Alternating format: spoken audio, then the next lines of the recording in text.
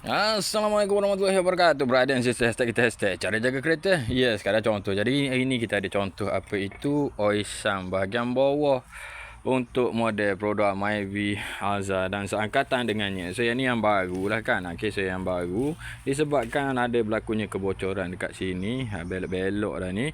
Okay, disebabkan benda ni perkara biasa. Nak untuk mereka yang buat low work, so memang akan ada musibah kat situ. So lagi satu kat sini dipanggil OIC timing bahagian bawah. So yang ni pun memang akan mengalami masalah negara, iaitu kebocoran. Okay, so kalau yang ni dah masuk ke dalam dah, aku pun tak tahu kenapa dia boleh masuk ke dalam. Okay, tu cerita nasib dia lah, kenapa dia boleh jadi macam tu. So inilah dia cerita apa itu servis kenderaan anda. So pastikan kenderaan anda dalam keadaan yang terbaik. So nak low work pun kena fikir dulu. Kalau lalu kawasan yang tertentu, dia boleh mengakibatkan benda ni mengalami kerosakan. Jadi good luck brother and sister, selamat servis kenderaan anda.